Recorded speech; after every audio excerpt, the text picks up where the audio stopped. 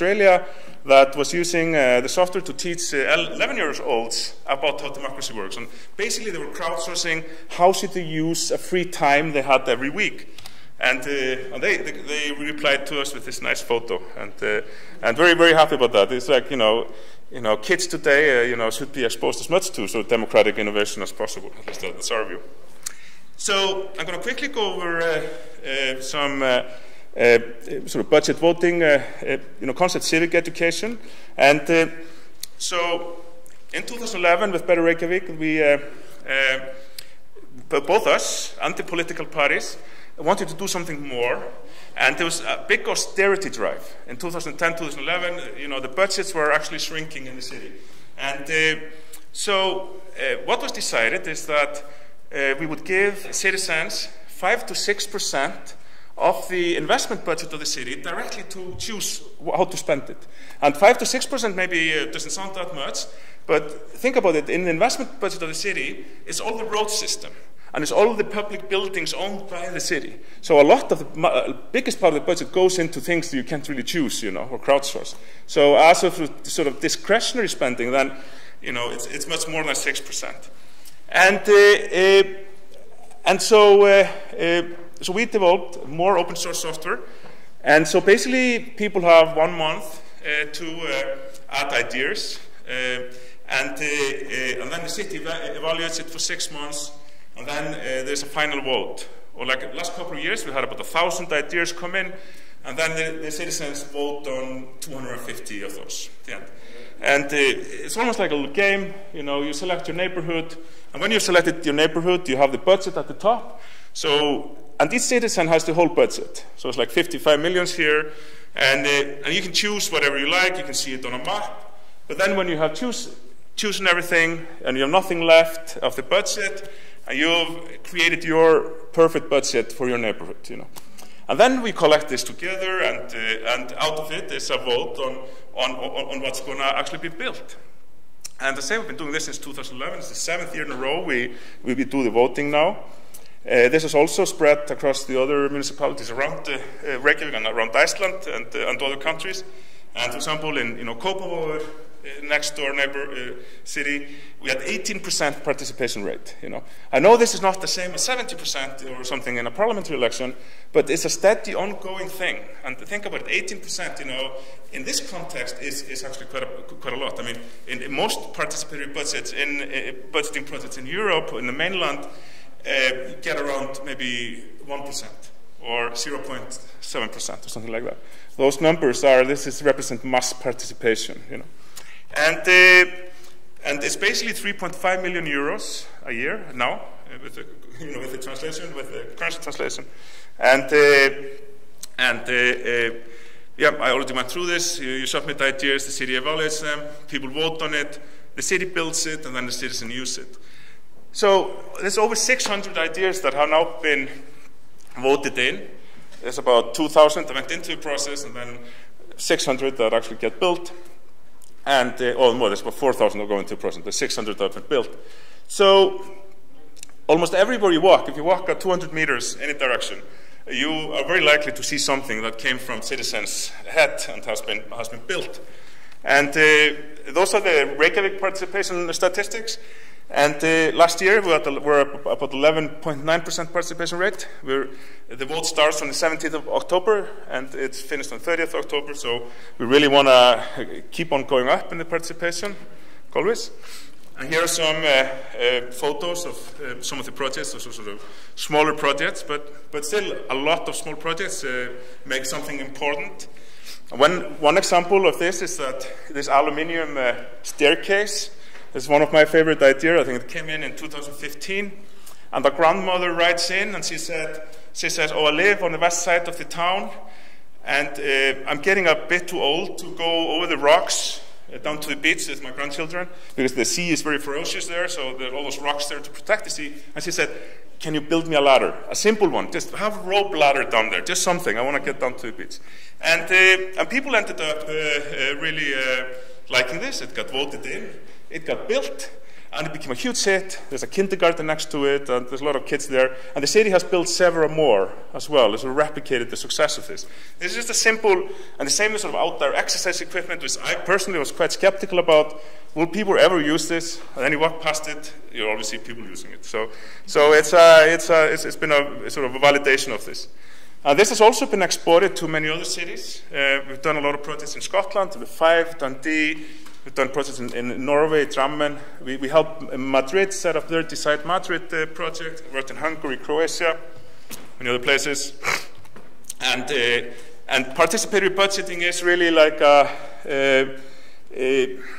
what do you say, maybe a bit of a trend now in sort of, you know, local government circles. Is that a good trend? Because participatory budgeting is, when it comes to sort of crowdsourcing and co-creation, participatory budgeting is a great way into that thinking, because it has those immediate benefits of seeing something being built. You know, it has this direct connection between, you know, it's less fussy than policy, because policy is always, it's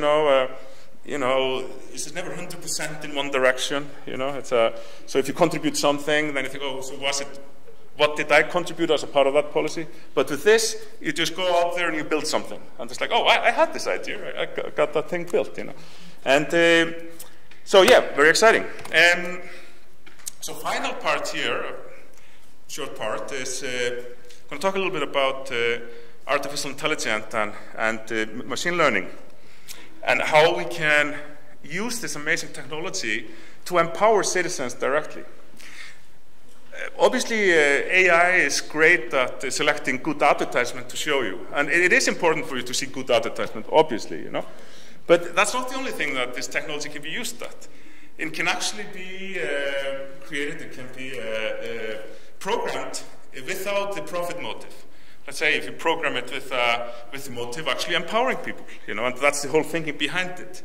And many of the things that we've been working on and are sort of aspiring to do are in the categories of, for example, proposal assistance. So when you're writing in a proposal, it will help you. It will give you assistance. It will bring to you information you need, you know, for example, planning information and so on. It will, help you with the grammar if you like. It can also help you with the wording. You know, it's like to help you to identify wording that the city bureaucrats understand better, for example, to help sort of bring the communications gap there. Another thing for next year that we will be working on, and we just actually got an EU grant. Well, it's 10 partners, it's 3.2 million euros for the whole project, but we are gets 1/10 of that, and we're working on machine learning algorithms to help to I would say, like, understand ideas and proposals, to help, for example, track the evolution of ideas, and in this case, in this project, to track the evolution of populist ideas, both negative and positive type of populist ideas. And as a part of that project as well, we are experimenting with sort of online versions of citizen assemblies, sort of mini publics, but online, where you randomly select maybe 20 people, or the AI system randomly selects 20 people. Like, for example, in Reykjavik, we have 23,000 registered users. There's 100,000 people on the voting registry, and so out of those 23,000 users, so we randomly select 20 people to take a part in a citizen assembly about one subject, for example. Let's say about, the petting zoo or something. We're going to have this, citizen assembly about how to improve the petting zoo. So the AI algorithm basically manages the process of finding those 20 people. The AI will probably have to email 40 people to get 20, say 50-50. And then it will manage the process from start. It will do a poll in the beginning. It will manage the process. And we now, in a couple of months, we'll have video, audio support also in our software. So people can, 65% of people now use mobile phones to interact with our systems. It's only a natural step that you can actually talk to the thing. And have a video as well for sort of story-like video debates. And so then you have this sort of mini public, which is sort of run automatically by those 20 people, and that works great. But then you think, oh, hold on, but we have 23,000 people here. So why don't we just run 10 of those mini publics simultaneously, you know? But then that's only 200 people. So hey, okay, so let's do 100 mini publics at the same time and use machine learning to then aggregate the output of those mini publics into something. We'll see next year how that goes. And but now back to reality. So some of the features that we do have that we use machine learning, we have smart notifications. And with a project like Better Reykjavik, with thousands and thousands of ideas and all of this content, we can't be sending people just a notification every 5 minutes, you know. So we use machine learning in a very similar way as Facebook does and Amazon to select what are the likely notifications you are likely to want to get. Same with recommendations. We have this recommendation engine. We're similar to Amazon, saying like, oh, people who bought that, they also bought this, you know. It's pretty sort of baseline, but still quite important, because with thousands of ideas, then it's important to have to see the recommendations here on the right side. It's not like trying to mix up your newsfeed for you, but it just has this option of having that. A very exciting AI project we worked on last year with the Erasmus Plus EU project that we're basically paying for it. So the EU policymakers that are dealing with youth policy, they want to know more about what young people think about youth mobility in Europe, and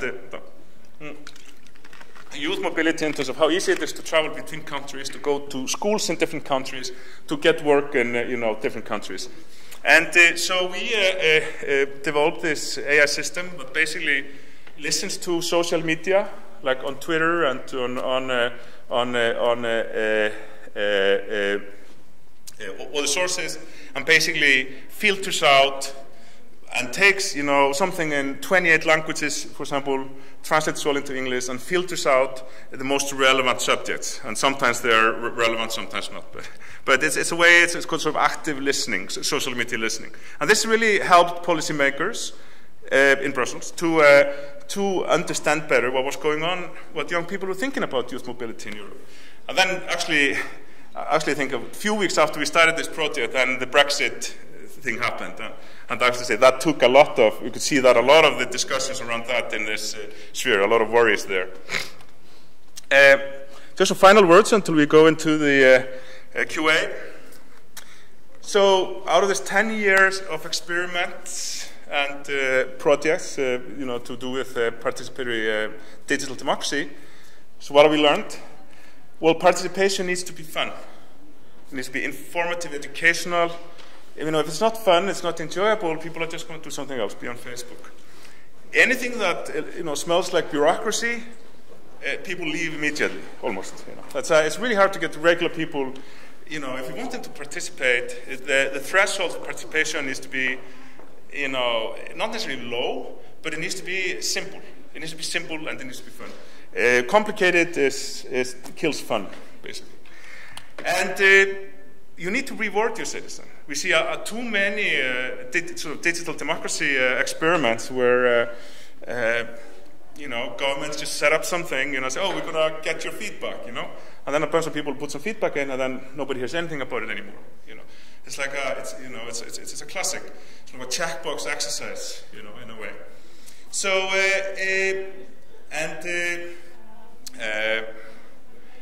so what do? You need to reward people who are taking part. So you don't need to reward them necessarily with money. You could give them iPads. You could try that. I have nothing against that. But you need to really be listening. It's like if you're having a conversation with somebody. So you want to start the conversation, but you're not really listening. That's usually really poor quality communications, and everybody usually suffers in those sort of circumstances. And when it's dealing with the government versus citizens directly, this also applies. You really need to listen. You really need to have the intention of actually using something that you are asking people to contribute to. And then you need to inform them back. For example, on a Better Reykjavik website, all the ideas that go into processing, everybody who supported the idea or opposed it gets an email at each stage of the process, for example. That's really important to let people know that their participation has been used. And there's a lot of appetite for participation, and not only in Iceland, we've seen this in many other countries. And then another thing we learned with our Seattle Parliament project in 2009 was that we sort of naively, even coming from the business world, we sort of naively thought that, oh, it's 2009, the political thing is going crazy here in Iceland, we just build this website and they will come to it. But nobody came, really. You know? It's like, oh yeah, some of our Twitter friends, you know. And we realized how hard it would be to actually get people to participate. And the hardest part was to let people know about it. That was, the easy part was to actually build something, because we have a lot of demand for participation. But just the simple fact of letting people know about anything today is very complicated. So we basically took our, sort of idealist hat on and put our business hats back on. And it was obvious what we needed to do. We needed to market this thing as a regular product. Use classical multi-channel marketing. Use flyers. Use advertising. We have money put in TV advertisements, radio advertisements, newspaper advertisements. But we didn't really have a lot of money, and but we had a bit. So for Better Reykjavik launch, so all it took, we had about $10,000. We took all our savings and we put it in there. It really worked, and so if you have a participatory project, you want it to be successful, then this is key. You need to have a realistic marketing budget. A final point. So this, we just added, this slide we sort of added a couple of years ago. So when we started to see cities, I mean Reykjavik is sort of, many years ahead of most cities in the world when it comes to participation. But a couple of years ago, 3 years ago, we started to see this movement of cities really getting interested in this, and wanting to get participatory system. So we've seen a bunch of startups, come up, and even larger companies that are basically offering cities to manage their participatory processes in their cloud. I even heard rumors like 2 years ago that Facebook was launching a new product called Facebook Cities. I'm not sure you have Facebook at work. You've heard about that for workplace. But Facebook's been planning this Facebook Cities program. So basically, Reykjavik would have like a special Facebook instance that would basically take care of all the participatory needs of the city. And I think it's become almost today, after what's happened with trust on Facebook and Twitter and those guys in the past 2 years, I think it's become almost self-evident that we can't trust private companies to operate our democratic infrastructure. Even if it was ever a good idea, I think it's become self-evident it's not. And because trust is such a major problem, and if we move our democracy from the ballot box in the schools to Facebook running it, I don't think we have a chance. So open source software, decentralization, and publicly operated and non-profit democracy operations is key. So, thank you.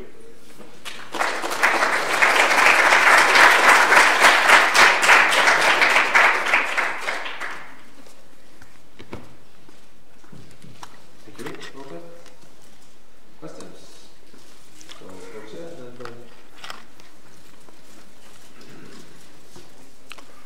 Yes, I have a quick one. In one of the projects, you said that you were using like an algorithm pretty similar to the one used by Facebook and other social media to prioritize kind of content that you receive. But critics of Facebook, what they say is that, of course, all the business model of this social media is designed actually to keep you, stuck in the page and engaged in the page, not for the good reasons, right? Not for good purposes.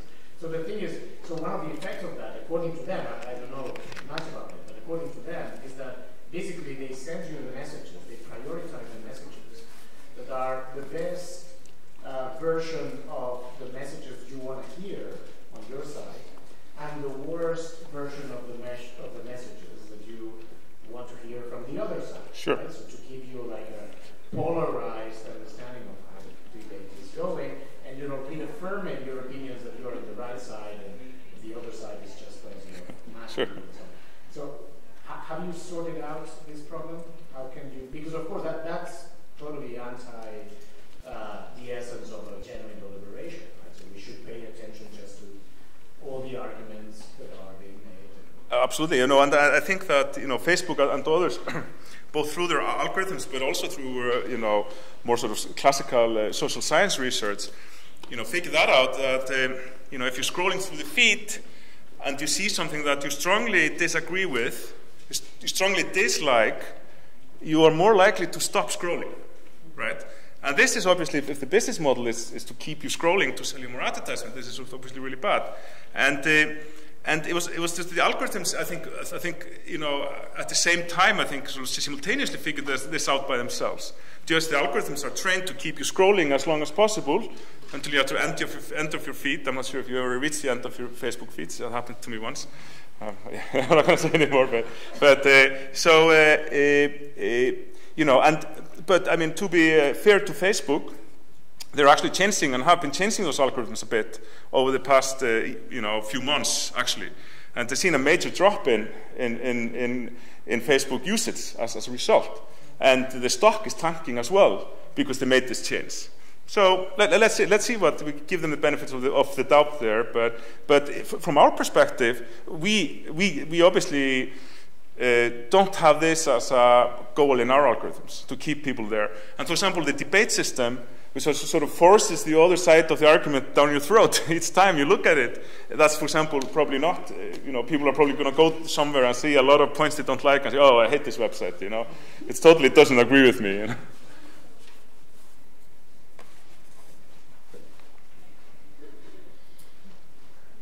Actually, I have a follow-up on this. There is a recent book by Jaron Lanier arguing that we should get off social media immediately because he, as an insider, knows a lot about this, what he calls behavior modification pattern, business which basically all social media are engaged in. And he described the very specific dynamic, that's what we are talking about, to keep you hooked. They learn a lot from hazard industries, and basically there is kind of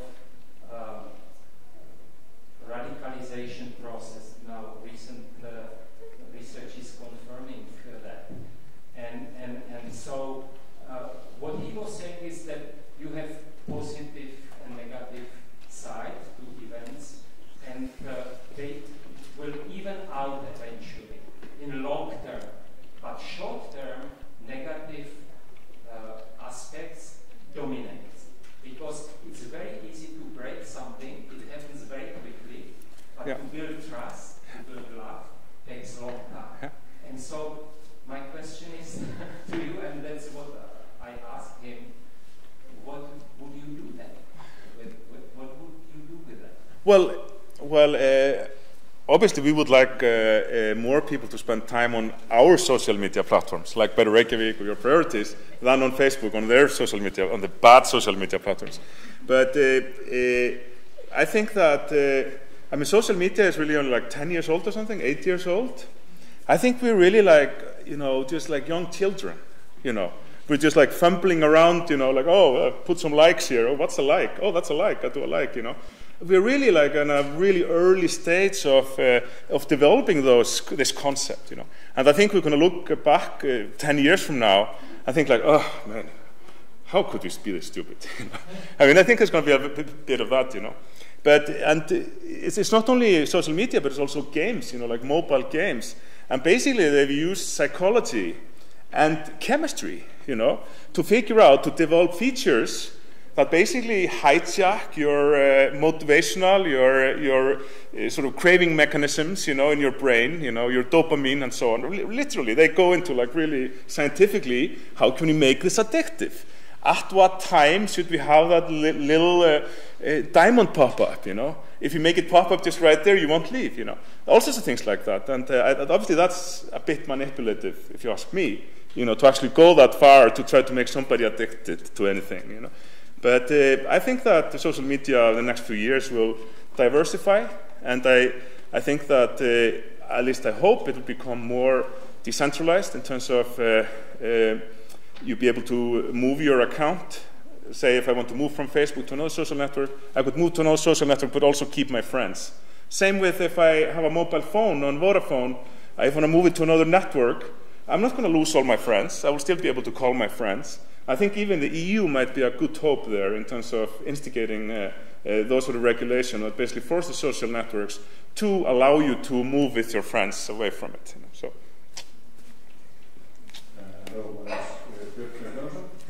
So I've worked a bit with knowledge building communities, and other sorts of communities online are, for example, Slashdot, which is like an answer building community. Whereas this is then an idea building community, which is not too different. A lot of those communities value comments quite a lot, and that's kind of what I want to go into with this. You mentioned that you weird away from the comments section because of the inflammatory messages, the personal attacks and so on. Yeah. But much on that is about the visibility of those comments, of course. Sure. So they're right in front of you, you engage. But, what they also offer is the depth of the conversation. Sure. When I've participated in this idea building community, I've felt the lack of the depth. Not being able to get into the depth of the idea. So I was wondering if you've tested out the option of having the comments not there but not as visible, for example, on social media platforms, and how it affects the idea of the community. Yeah, well, I mean, we definitely and we want to offer that as an option. For example, what we would like to have as a feature, which you can turn on and off. We would not have it sort of default for all communities. With that, for every debate point, that you could actually have a threaded discussion within the debate point. That would be you have to sort of, you see the debate and then you have to go into debate point to see the thread discussion. It's on our list. I think you mentioned it even before. I think you put it on the list at some point. But it's a long list and just one coder so at the moment. So it's but I think that. And I'm just really looking forward to it, to experiment with more forms of those dynamics. And as I said earlier, the new version of the platform launching later this year is going to have audio and video support. So you can speak in your idea, and one it could be turned into a text. But you can also see sort of video debating features, which is like a Snapchat story, but you have like 30 seconds for your idea, then you have 15 seconds for debate points for and against. And we are really keen to experiment with this, and this in terms of how you then dive deeper into each comment. We want to experiment with that as well. If you had more resources, we would be further along, but yes, this is definitely going to happen. We are going to experiment with going to, yes. But also other things, and just looking, we're just starting, as I say, we started in 2008, and we're 10 years old, and I still feel like, we're just sort of at the beginning stages of what sort of crowdsourcing and co-creation can actually manage. And as we also talk a lot about AI and machine learning, I think that's going to be able to be a huge help as well when you're taking part in those processes. But how you design this, and that's also with the mini publics of those digital online mini publics where you have, one or you have 10 or you have 100 or you have thousands of those simultaneously happening. One thing we're looking forward in that is to make experiments. We could adjust them a little bit differently. For example, we could have or we could have 10% where you have the comments feature enabled. And then we can do sort of semi, I guess, or almost scientific research on actually how those things work. So that's quite exciting. Hi. I'm Anticipatory University in the UK. I just want to ask if you can say a few more words about the last slide, that if we have further thoughts about where things are going, because I think that's if we look at the broader context, that's a key, a key trend and a key challenge, right? So if participatory processes are to be supported by technology, then the technology should work in the same or in a similar ways at the same time that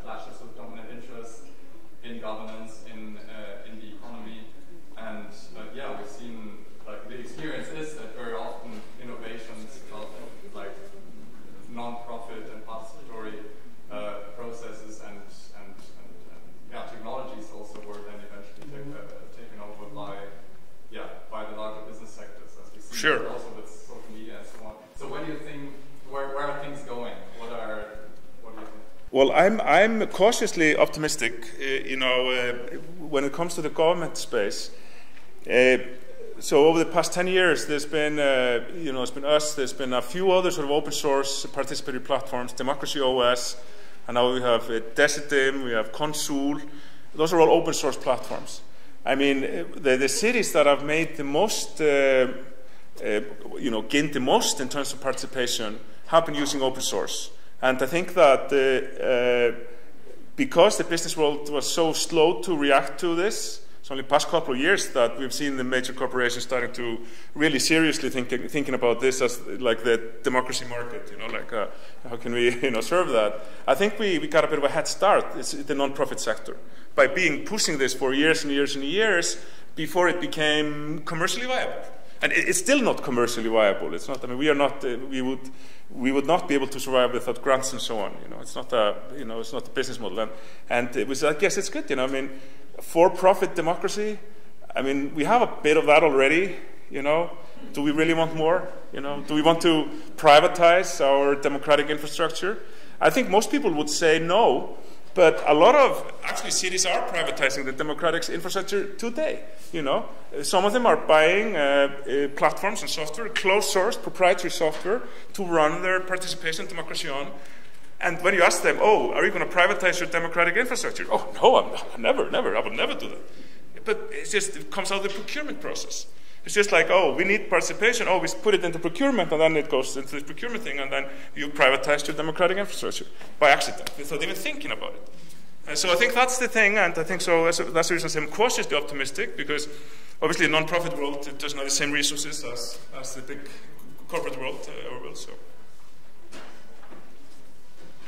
Yes, this was actually supposed to be the last question, but since that isn't here yet, sure. We'll just continue. Okay. So,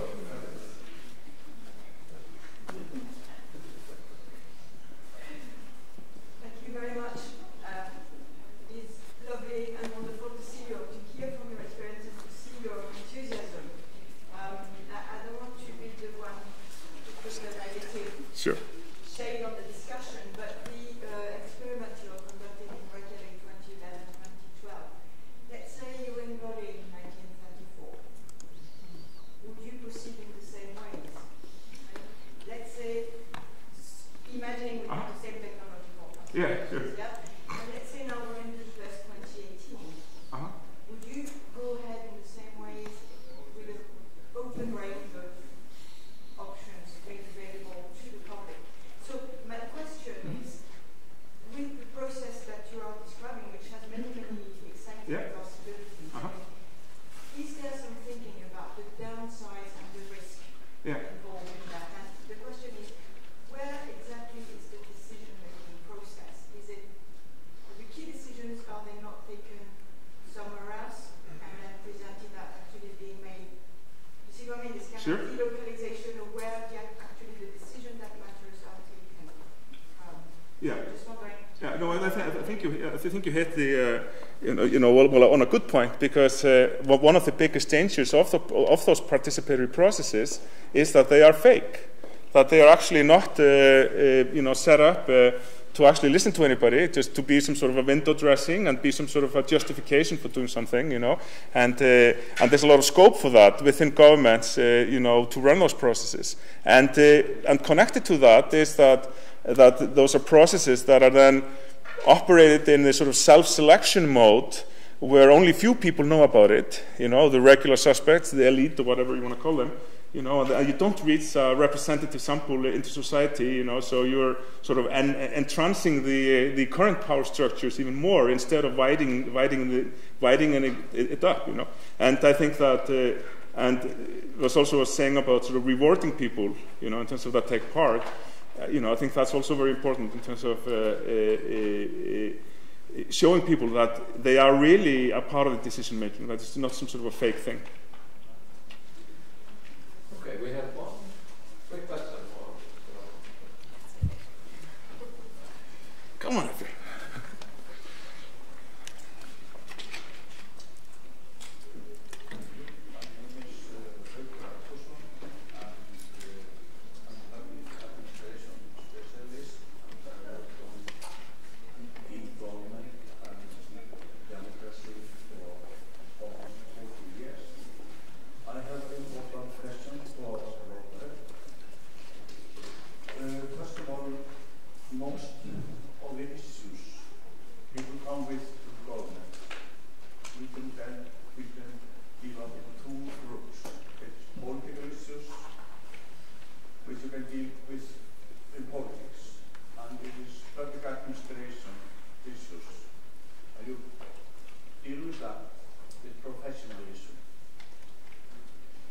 get a lot of issues in your systems which are according to the latent group, which are public administration issues.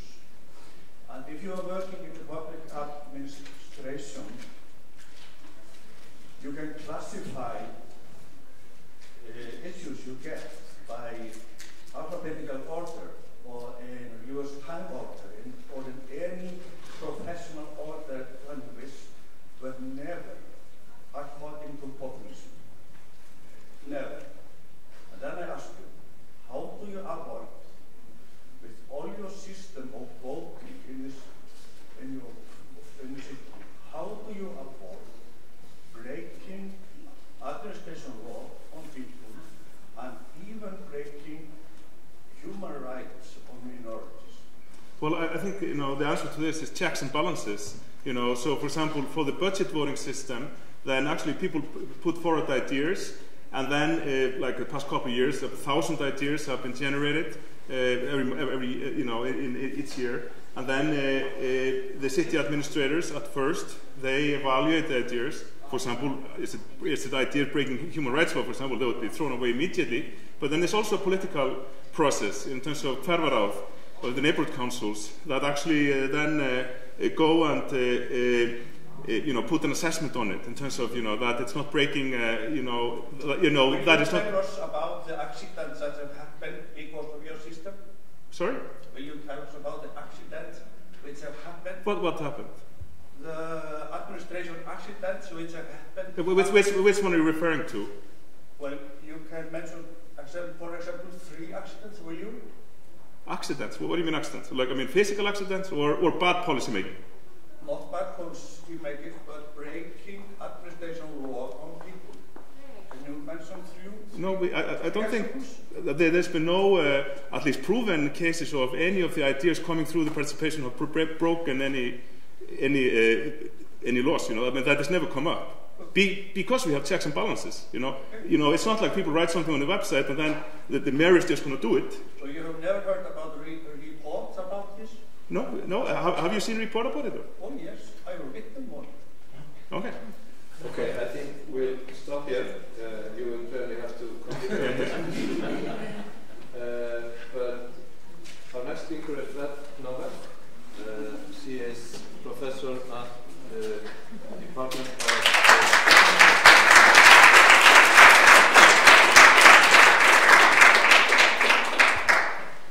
Our next speaker is Beth Nova. She is professor at the Department of Technology, Culture and Communication at NYU and director of the Governance Lab at that university.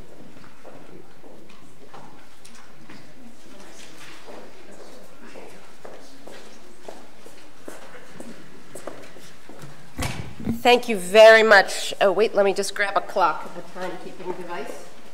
Hold on a moment.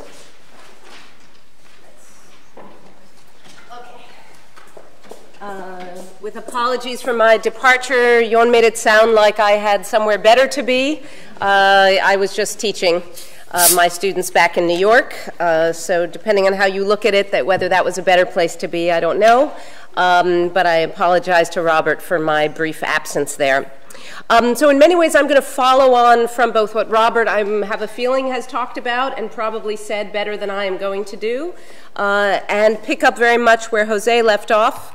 And in many sense, I'm literally going to pick up where you left off by talking about the challenges that really give rise to and create the impetus for what I want to discuss, which is uses of technology, in this case, as he alluded to, not only to engage more people and more diverse individuals in constitution crafting, but also in formal processes of lawmaking, regulation, and policy making.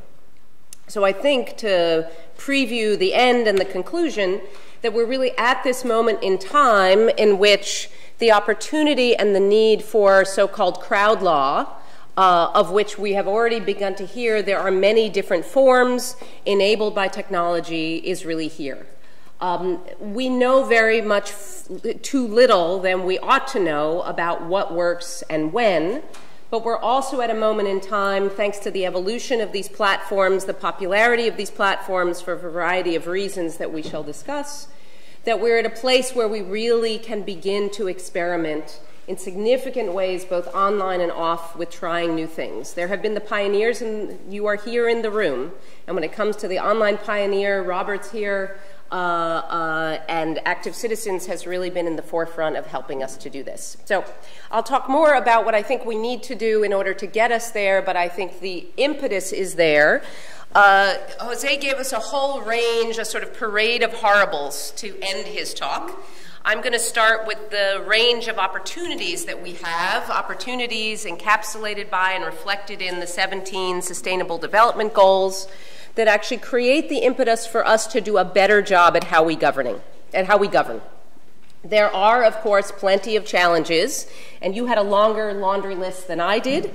So I will just breeze through these slides because they're all familiar to us, and they're all the ones that you already cited.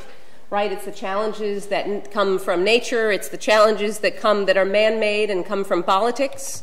It is the rise of a worldwide demagogues around the world, and a sense that many people have today, perhaps even more intensely than we've had in the past, that democracy really is under threat in some way, that democracy is really under challenge, that it's being eroded not through people with machine guns and tanks and violence, but really from within, using the legal mechanisms of the state to actually erode our democratic culture. And there is some justification, or at least some justification to the sentiment that the demagogues are able to arouse because people trust in government so little. The processes we have, the institutions we have, I would put to you, I think we would all agree, are in need of experimentation and renovation and renewal because we've not really been doing it right. We've not been doing it as well as we ought to be doing it, whether it comes to what happens on Election Day and the lead up to Election Day, or what I'm centrally concerned with, which is what happens the day after Election Day, where we're actually trying to make processes of complex policy solve complex problems and make complex decisions. Government just isn't working. I don't know about here in Iceland. I'm sure it works better. This is the classic American picture of the line at motor vehicles. We've kind of fixed this problem a little bit in New York. But the idea of people waiting online to do the simple act of getting a driver's license. For my pain, about a month ago, I took a job, a part-time job, being back in government for my home state. I work for the state of New Jersey. I went in to go launch a massive statewide program of citizen engagement, and what do I find myself doing? I have to redo the website for the motor vehicle department because people can't get a driver's license still in this day and age. This continues to be the problem, which is why people are upset with, and they continue to be dissatisfied with, and increasingly dissatisfied with the performance of government. I used to be in government at the federal level for a little while, and although I was in government, I went into government in 2009.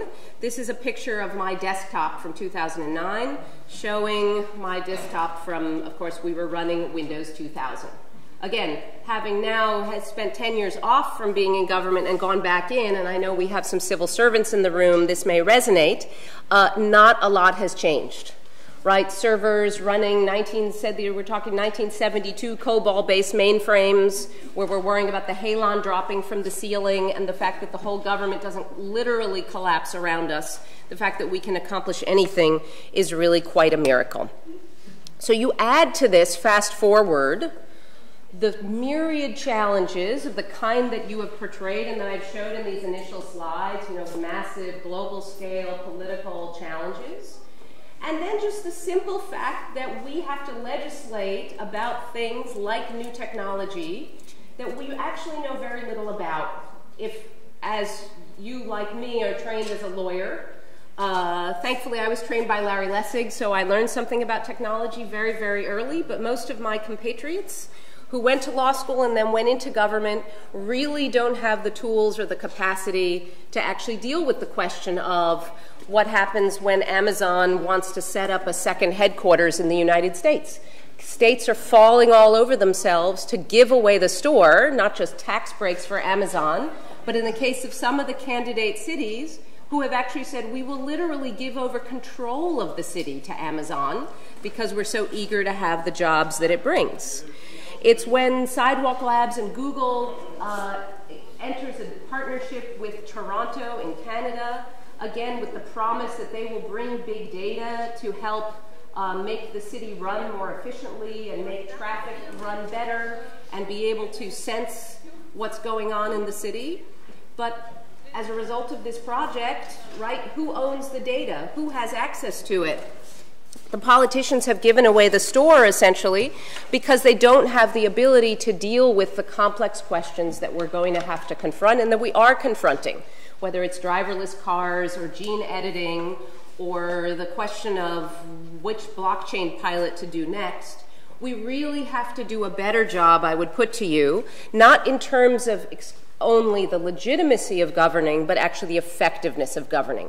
There are many areas in which we actually have to get smarter about how we do things. And I would put to you that, that we can do that thanks to many of these new mechanisms that are emerging today that can allow us to regulate and make law in a different way than we've done before. So these are the variables, the kind of factors that Nesta uses to define in the UK, that they use to define what they call anticipatory regulation, namely regulation that's actually going to be proactive, forward-facing, flexible, iterative, inclusive, that's going to be more experimental.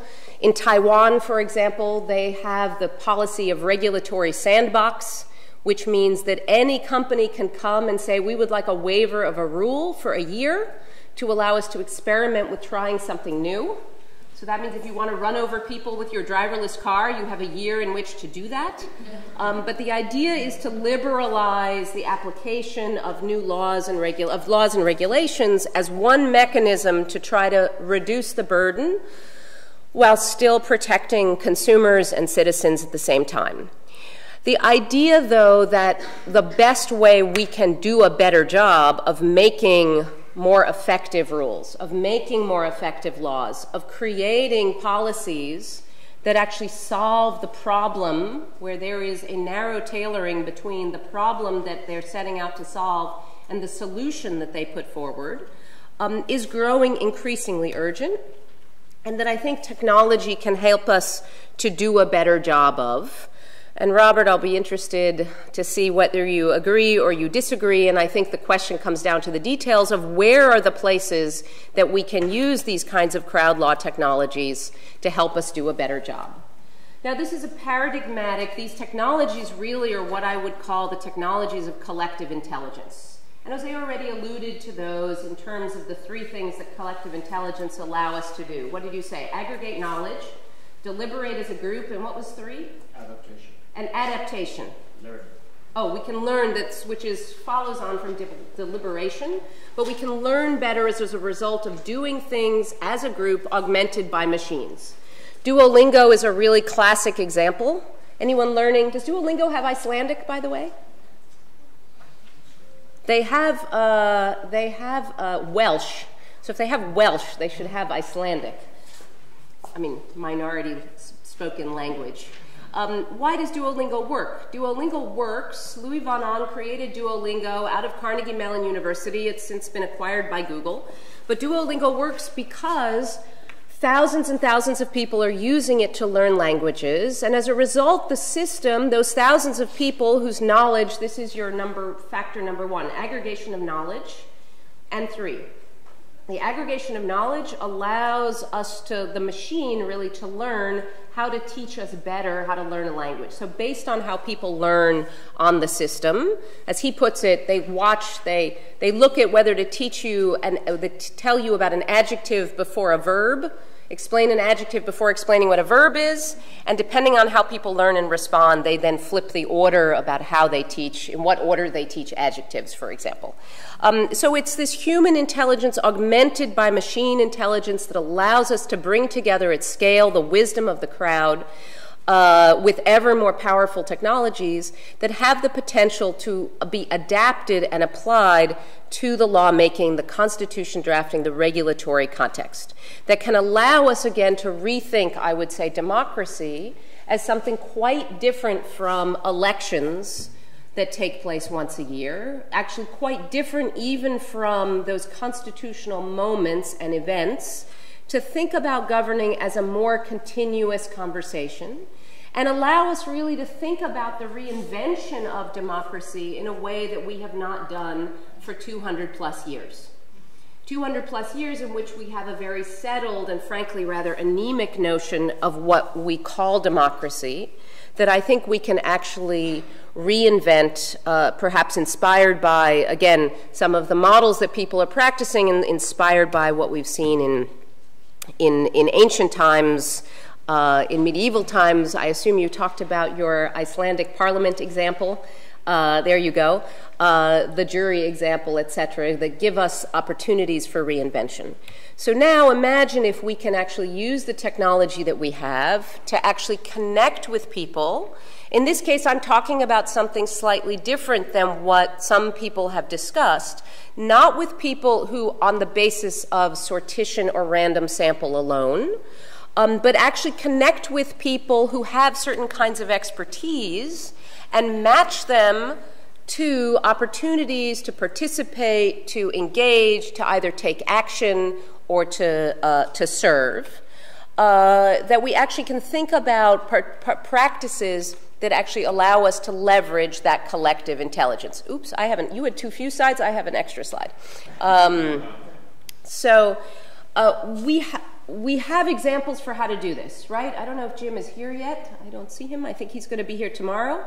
But obviously, the deliberative polling example, both online and offline, has given us some inspiration and hope for using collective intelligence to think about how we make decisions. We've had lots of references today to mini-publics and citizen juries and other examples, again, of sortition-based models that allow people to engage, ordinary people to engage in the process of law and policy making. We have informal one-offs like the European food safety work, using crowdsourcing to actually ask people about their opinion on GMO foods after expert-based decision-making, which declared GMOs to be safe, was roundly criticized and rejected and viewed as illegitimate. So we've had examples up until now of either civil society-based kinds of consultation and engagement and deliberation. We've seen some one-off uses in government, like that crowdsourcing example. We begin to see, or this example, which is not about making comments, but about taking action. This is riders of the transit system in Mexico City being organized by the Lab of Mexico City to go out and map bus routes and van routes to enable the creation of a, when is my van coming, when is my bus coming app for Mexico City, which didn't exist before. And then it begins to evolve into the kinds of platforms that are actually now not simply civic exercises, but actually connected to what government is doing. So in South Australia, they have a platform called Better Together, which involves a whole suite of things that people can do, ranging from participatory budgeting on the one hand, to actually the creation of deliberative mini-publics, to the making of proposals by self-selected people in a crowdsourcing mode. So it offers different modalities for people to connect with government. In Peñalola in Chile, the Abre project is going one step further to actually connect civil servants to citizens, not unlike in some ways the Ireland example, but actually actively engaging civil servants in a process of deliberation with citizens around solving of local problems. Similarly, projects like Revolución CR in Costa Rica or the Desafíos project in Monterrey, Mexico, where actually citizens and civil servants are engaged, in this case, in formally defining a series of problems and challenges for people to solve, setting the agenda in a collaborative way, deliberating around both the problems and the solutions to those problems, developing solutions, and then actually implementing them. The challenge, though, with this idea, and we've already seen this from just the questions we've had this morning, is that it's actually really hard to do this. So the idea of going beyond civic engagement as a purely civic and voluntaristic exercise into a formal lawmaking context is that, as we've heard, there's a lot of disagreement about how to do this well, and it's really hard to do it well. So I used to work for a brief period for President Obama, and I tried to do something like this by saying, let's actually ask citizens for what our agenda should be. What should be, so we have this in the States, we have this period called the transition between the election and the inauguration of the new president, in which the agenda for the first 100 days of the presidency is typically set. That is typically something that's done behind closed doors and then announced as a big policy announcement. So we said, let's actually ask people what should be our agenda. So of course we asked people, and given the popularity of President Obama, at that point in time, in 2008 and going into 2009, we got 85,000 comments in 1 week. So if you ask what we did with any of that information to improve how we made policy, the answer is nothing. The answer is, it didn't go anywhere except became a media and a PR opportunity because we weren't set up in any way institutionally to actually make use of the information people provided. And that's where we can now fast forward a few years to what's going on today, which is this idea of actually looking at how do we institutionalize these kinds of practices. What does it mean, not simply in terms of the design of the platforms and the incentives for individuals to participate, but what does it mean for the design of the institutions and the practices by which institutions make use of this kind of collective intelligence. So it's happening. There are lots of examples. At my lab, the Gov Lab in New York City, we've collected 100 of these examples and put them up at catalog.crowd.law. So I think you announced crowd.law, catalog.crowd.law, spelled the American way, has 100 examples of places this is taking place. Like this may be Mudamos from Brazil, which has over 600,000 people participating in the formal act of proposing policies to the legislature. The challenge, or let me say the key, I think, to doing this right, and I know this because we're doing it wrong, we meaning the global community that's engaged in this space, is we tend, I fear, to try to create one process that fits all sizes.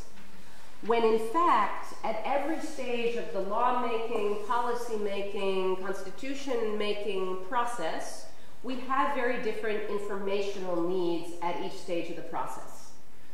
And one of the big challenges is that if we tend to create a process, the process for agenda setting is not the same thing as the process for evaluation of what we actually did. Therefore, the one-size-fits-all, having a single tool to rule them all, a single process to rule them all, I think we're already seeing emerging from the discussion. Sortition by itself isn't enough. Self-selection and crowdsourcing by itself is not enough. Fast forward, the solution preview is that we actually need combinations of these things, and we need to try more combinations of these things because we need different things at different stages. So just to showcase a couple of examples of things that I think are really getting it right by focusing on one stage at a time, if you will. So when it comes to identifying the problems and then setting the agenda, Audrey Tang, the digital minister in Taiwan, has set up the V-Taiwan system, and together with it a network of public participation officials.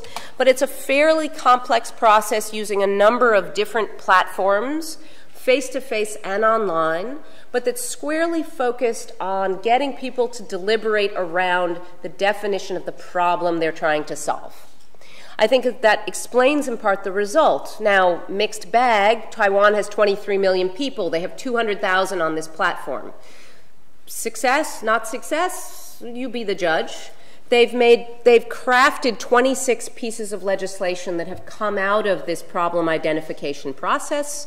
That represents 80% of the projects that this community of people has worked on. Other example, and this one, I don't know too much about the outcomes of this particular project, but I'm quite intrigued by the idea, which is not actually asking people to affirmatively go onto a government website, show up at a government innovation lab, appear at a hotel with good Wi-Fi in Dublin, but it's a sentiment analysis project. This is the Erasmus Deep Linking Youth Project, which is a European Commission project to use sentiment analysis, to use the analysis of social media data, to listen to what teenagers are saying on Twitter, on Facebook, on social media channels, to then gain insight into the problems that people actually face. In this case, problems and perception of the Erasmus exchange program for students. The class I just went to teach, and the reason I had to disappear is because my students are working on the question of, can we use sentiment analysis to help the City Council in New York and the City Council in Madrid actually understand better what citizens are thinking about, the challenges they face, identify the problems that people have, better than we can do today without any source of data, and influence setting the agenda only on the basis of what interest groups actually want legislation around. So these are two possible experiments or techniques or projects that actually might give us some ways of focusing on what the problem is. But then we get to the part about actually identifying solutions, developing proposals, solving those problems.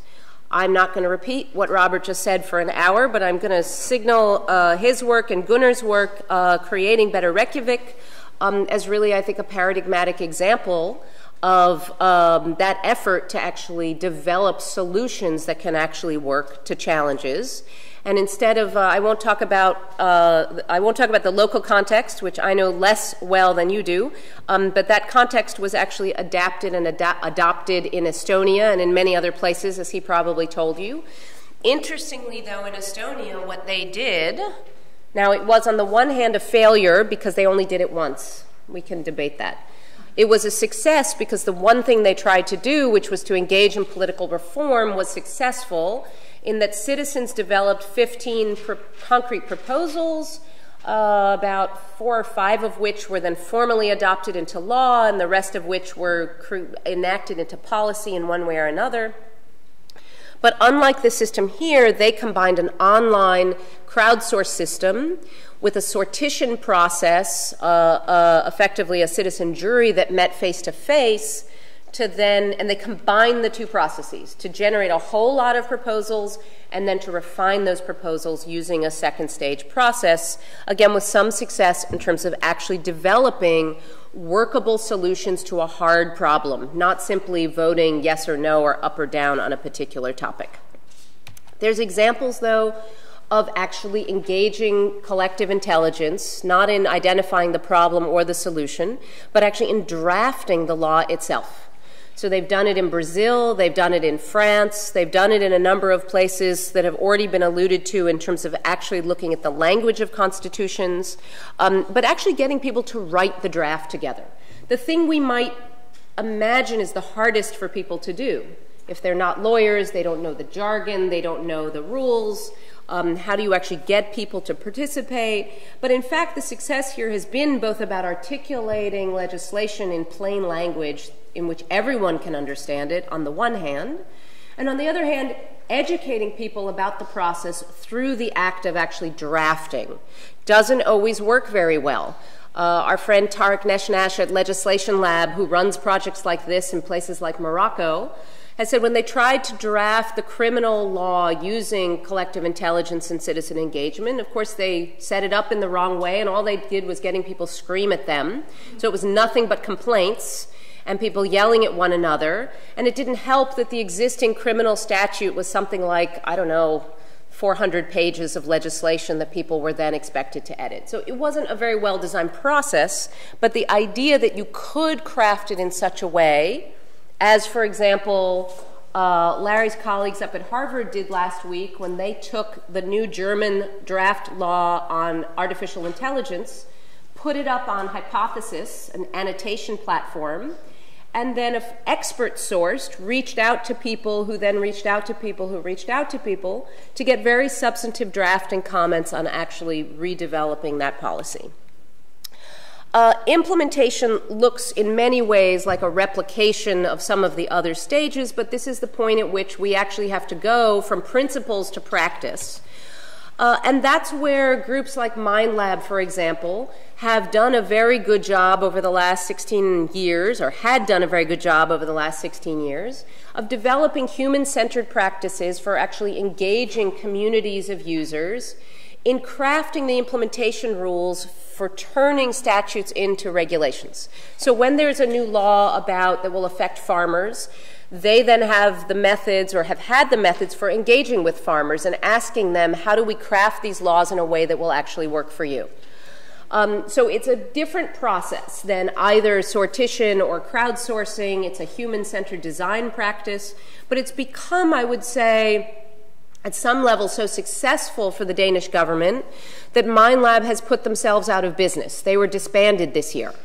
I think for two reasons, one good and one bad. The good one is everybody now understands you have to do this, and you no longer need one agency to tell you to do human-centered design.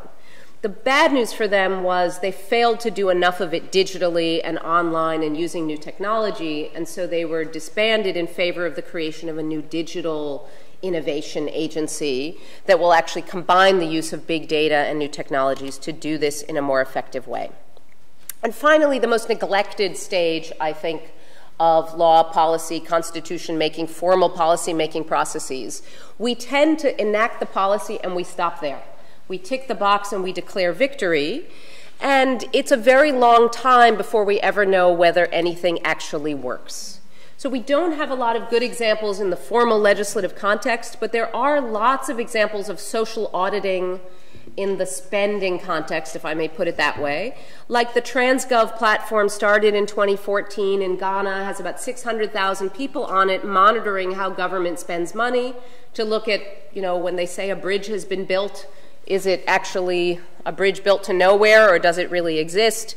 To actually create some accountability in terms of government action.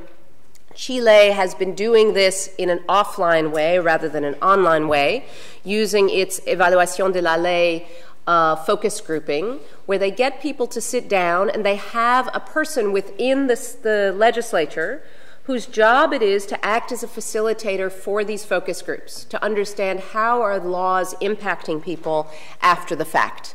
Again, an underdeveloped opportunity to use collective intelligence and to use new technology to actually do a better job of this.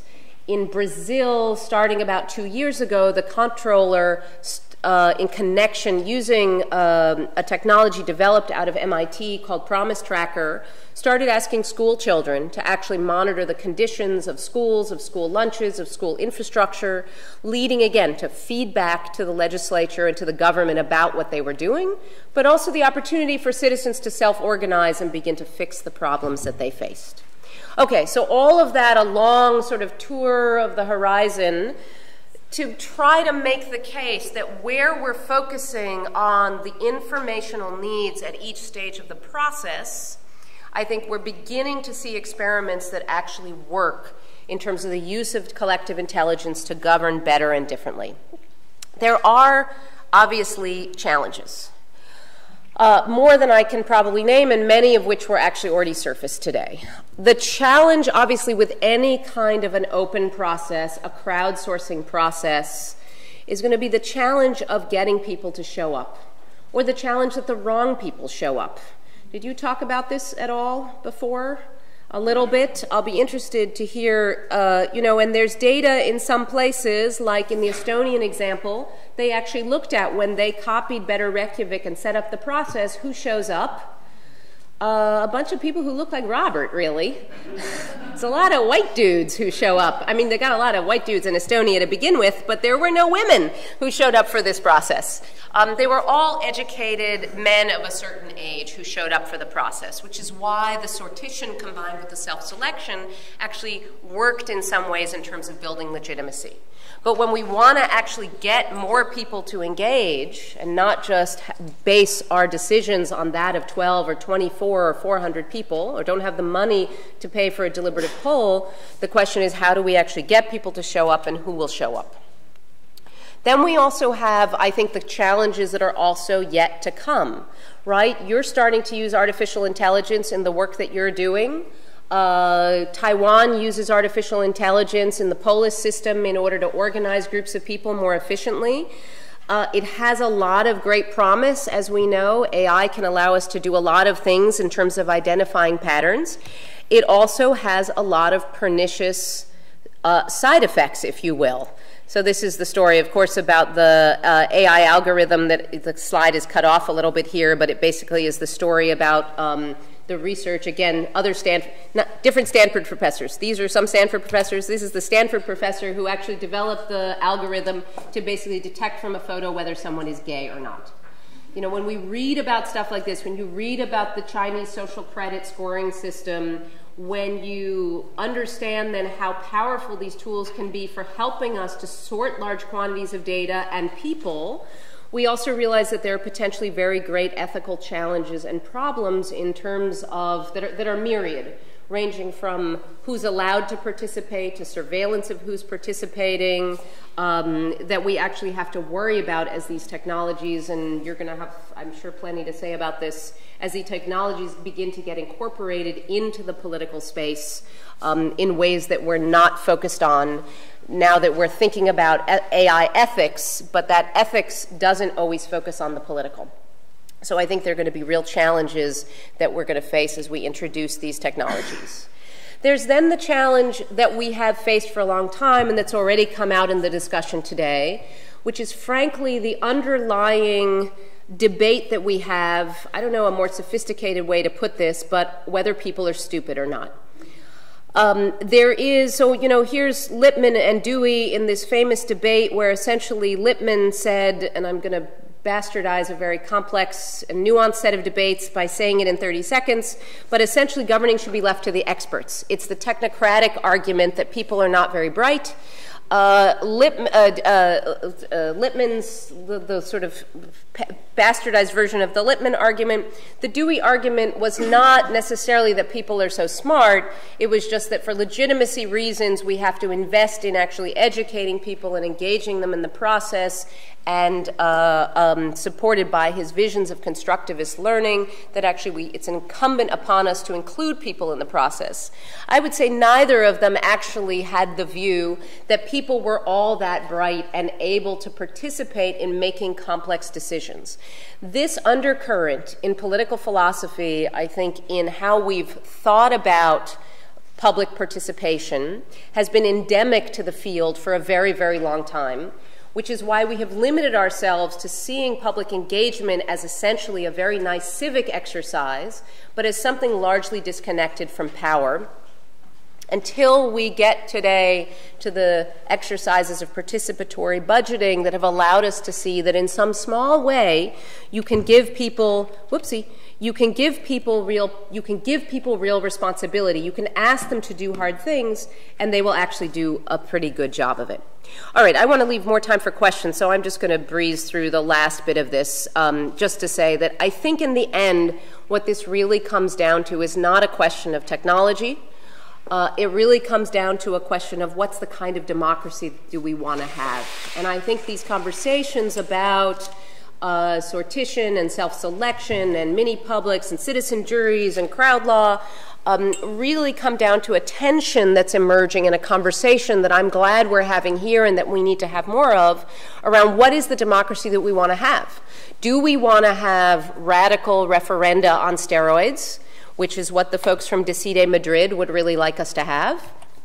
Or do we want to realize Cesar Hidalgo's vision at MIT of actually AI-based democracy, where essentially we can all go to lunch because our bots know our preferences so much better than we do that they can participate for us? You're laughing. You buy it? You're up? You're down with it? You're laughing. He's very serious about this. And he means it. So I think it's a really big, it comes down to questions of theory that we have yet to debate. So I'll just close by saying that the thing, oops, I'm spoiling my fun picture, sorry. Robert and Jose have seen this picture before. I'm going to use this till I die, this picture. So it comes down to the fact that we actually, and I'm going to come to the place where where everybody's already ended up, which is to say we need a lot more experiments. Because in Madrid, they have 400,000 people on Decide Madrid making proposals about what? They're making them about dog poop in Madrid. None of them are moving forward to become law. 400,000 people waiting for this moment of engagement, and then nothing happens on the other end.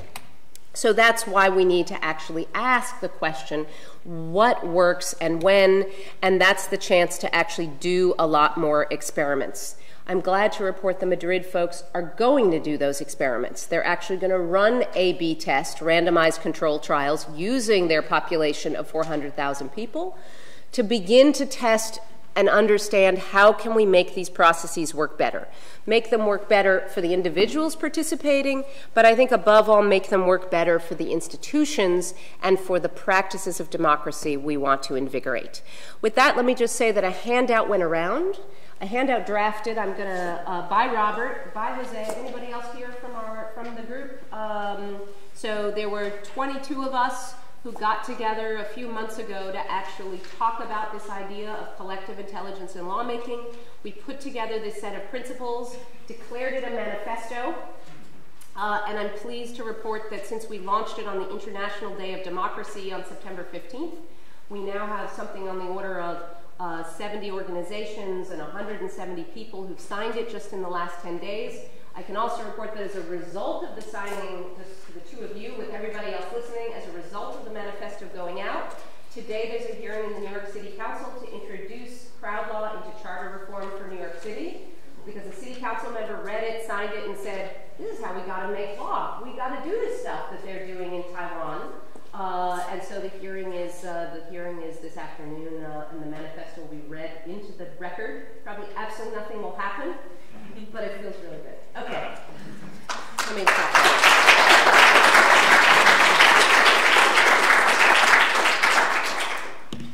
Thank you for the refreshing talk. And go back to my dog poop. I was going to leave on this slide. No, just kidding. So, who wants to?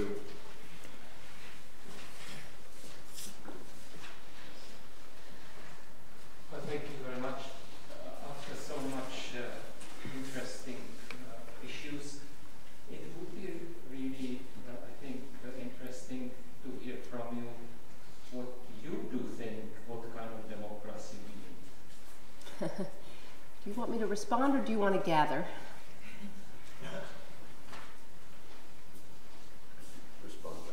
Respond. There's a danger this one could go on a long time, so I will not do. This is a great conversation for red wine and dinner, but I think let me just say, I'm deeply skeptical and worried about the fact that many of these platforms are being used to that there's very understandable reasons why, and this is in particular cultures, is a deep desire to move to more radical, more direct democracy. I'm concerned that for all the reasons we're concerned about referenda as being a poor way to make complex and thoughtful decisions, that we're over-investing in those processes. I think that, so I would like to see, and I'm quite interested in what I would call collaborative democracy, which is forms of engagement that actually have institutions and individuals working together to solve complex problems. I think there needs to be an outcome. I think there needs to actually be something that gets solved rather than, so it's not procedural democratic legitimacy. It's not just about signing up for the platform and voting yes, no, which has benefits in terms of legitimacy and engagement for all the reasons that we know. But if it's not tied to actually solving a problem, I worry that if there's not outcome-based legitimacy and substantive legitimacy, that we actually are playing into the hands of the demagogues. So that's a long sort of half answer to the question about what I don't want.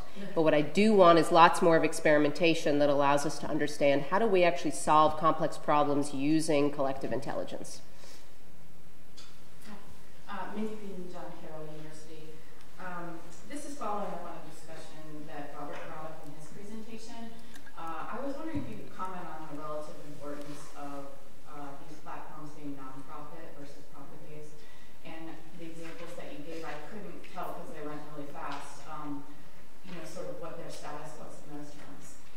can I just ask, did you say they have to be nonprofit or have to be nonprofit? I was advocating for that the digital democracy infrastructure should be nonprofit. Okay, that they're so I think all of the, you may know, I think everything I showed was nonprofit in one way or another. I don't think so there are, so for example, on this idea of listening to citizens and they're using sentiment analysis to set the legislative agenda, there is a commercial platform called Zen City, which charges cities for knowing what their citizens think. It's sold as a marketing and communications tool in the same way that companies buy the same kind of product to know what people think about their toothpaste or their shampoo. It's not different, it's just a different audience for them. I'm a great believer that especially for the infrastructure of democracy, that infrastructure needs to be transparent and open source in order to have the legitimacy that we need. The notion that on these platforms, we are being tracked, the data is being collected about us, that algorithms can and will be used to make these processes more efficient, that we have a right to know what those are and they should be transparent, I think is quite essential. Does that mean everyone should starve to death? No. I wish upon Robert, long life and prosperity, but I think that the principles of openness have to be adhered to. Of the 100 examples, I'm trying to think of, I don't know if we have formally tracked whether of those 100 examples, how many are for profit, but I would say almost very, very few. There's a company called PlaceSpeak in Canada. That sound right? PlaceSpeak, I think, if I'm right, in Canada, that sells these services. Unfortunately for them, I think they're nonprofit, but that's not because they want to be nonprofit. It's hard for a lot of reasons starting with procurement, but legitimacy also being one of them, I think, to be a commercial provider, but it's a good question.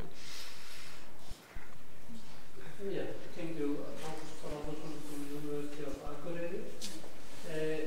I've been wondering for a long time why people at least here in Iceland don't talk about the role of the political parties.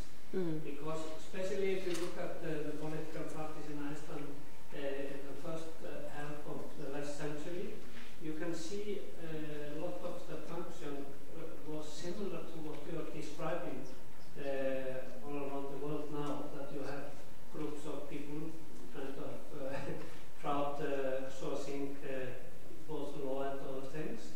And I think that this was much more the reality maybe until 1960 or something like that. And in the last decade, so at least the last decade, we have had political parties as no-go. I mean, they're kind of the bad guys, even though they are, if we look at Germany, for example, you have it clearly in the constitution that the political parties have a democratic role. So I kind of miss that we are not involving them as institutions as a possibility of developing the technical part and asking why are they not a little bit more open. So in fact, a lot of the development of these platforms and processes have come out of the political space. So you've had upstart opposition political parties like Podemos in Spain, the Five Star Movement in Italy, the Pirate Party here and in Germany, the new the Danish political party called Open? Sorry? There's a new Danish political party that's Alternative, that's right. I knew it was a one-word political party name, who have been pioneers in using tools to galvanize and organize party membership, who've seen their role as being information and conversation brokers. Podemos started a fantastic project which didn't take off, called Banco de Talentos. I don't think it's taken off. That was about organizing the skills and expertise of its members to create a talent bank. it's been very difficult to make the transition from what worked very well in campaigning to using it in governing. So we've seen that for Podemos after they've taken power in Barcelona and Madrid. They've had a lot of difficulty actually transitioning to using these tools in the same way. The Rousseau platform that the Five-Star Movement became famous for in Italy is now, I think, regarded by most thoughtful observers as a sham in terms of how they're using it now that they're in power. So I think this gets to the larger questions of partisanship and politics, and again, the sort of, but the fact that we have institutional processes, and this has to do with media coverage, and it has to do with the way our institutions are organized and the way our parties are organized and the funding for those parties, that become entirely a question of who wins and who loses, instead of, again, a focus on how are we actually engaged in solving problems. So I'm very excited about the work that Eric Johnston and his colleagues are doing at Arizona State, where they have a room called the Decision Theater. They have one in Arizona. They have one in Washington, D.C. But essentially, it is a 360-degree set of screens, and they bring in politicians and get them to focus on looking at data in an effort to get people to focus on solving a common problem. And so just the transition, the goal is just by using digital artifacts, using physical objects, in fact, to get people's mindset to shift from one of I win and you lose and who's win, to shift from that of winning to that of problem solving. And I think there's a lot that we have to do to enable us to move towards that place. One last thing on this, because I think it's a key point, that since the 80s and a shift towards, at least in the States, a kind of a very concerted effort on the part of conservative political parties to try to dismantle the problem-solving apparatus of government. So we got rid of the Office of Technology Assessment. We got rid of a large number of our analysts in the political classes because we don't want to identify problems. If we identify problems, we have to solve them. And if we have to solve them, that means a bigger government. And for a lot of people, that's not what they want. So you combine that with deep-seated political partisanship, and I think we've lost our way in terms of the information brokering and conversational problem-solving role that, yes, political parties could fulfill. Hi, my name is Alba. I'm actually a member of the Islamic Chiropractic in Berlin. And I'm, as a member of the chiropractic, one of the questions that I'm very interested in is how do we get people to participate? And I would like to hear kind of your feeling of, for me, I wonder whether it has to do with these kind of institutional incentives in our current societal structure, and whether people in general in these modern times are just incredibly busy, and a large part of the population is so are just struggling to make ends meet also, which is just makes them less capable of maybe participating in our democracy.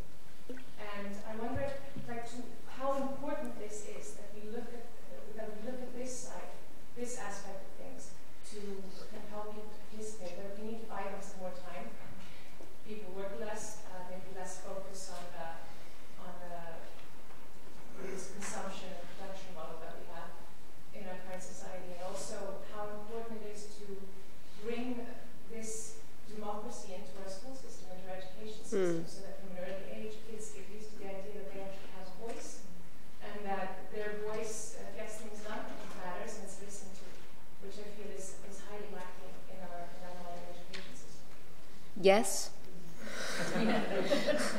Yes. I think you've pointed to the fact that there are myriad causes and therefore have to be many solutions to this problem. I will just add to it beyond the idea of actually bringing this into, the sort of move toward problem-based and challenge-based learning, the maker movement that's getting kids, expecting to be able to make and control their own destiny, that the idea of democratizing how they learn, their control over their own education, actual engagement in civic issues, that this has to start much, much, much, much earlier. all the reasons that you talked about. The one thing I will just add is that I think it reinforces for me the argument that we need different ways of participating, that it's sort of like a funnel. I'm not sure I can draw this. So we need to have opportunities at the front end to identify and spot problems that engage a large number of people who have local situational awareness in doing very, very small things. So if you've seen the Risk Maps project, which started in Indonesia, they've got thousands of people identifying flood conditions, something that happens thanks to global warming all the time in a lot of places. They're working in India and Indonesia and now in the United States.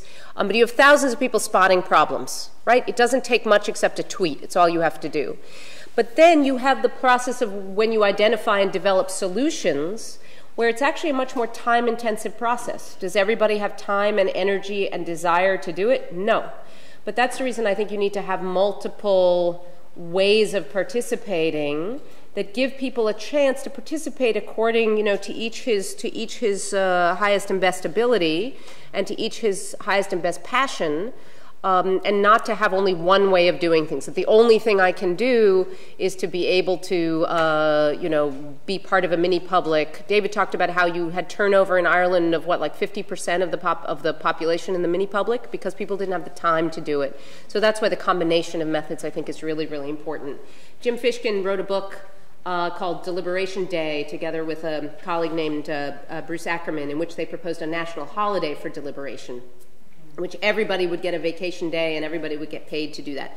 Until we realize that opportunity, which I hate to tell you isn't coming anytime soon, at least in the United States, I think there's a lot more that we can do using new platforms to capture people at both ends of the spectrum who can participate in small ways with a small amount of time, a lot of people versus a smaller number of people for more intensive time. Hi, Bert Ryan from the University of South Florida. As I find it fascinating what you present, and as I'm listening to it, I'm wondering, it reminds me of an older theme in political science, which actually goes back to Huntington, this whole idea that what happens if there's too much citizen demand, it goes unmet by the government. In this old analysis, and this is the kind of recipe for frustration, and I think the example from the Brit seems to indicate that. So I'm wondering what you think about that. What if you have a system where there's so much citizen demand that means the government is unable to respond to what it will need to? And to me that relates to what it means to be a citizen these days. And I think we already have a sense of citizens voicing demands, wishes, preferences, as if there were entitlements with a strong focus on rights, without really rethinking of what it also means for me as someone who needs to chip in and maybe also participate actively, not just voicing what I want. So how do we think about that? So couldn't agree more. Which is why again which is why again having multiple modalities I think is really important. The education piece is really important, and making just participation a more regular practice helps I think to cultivate that quality of active citizenship that I think you're talking about.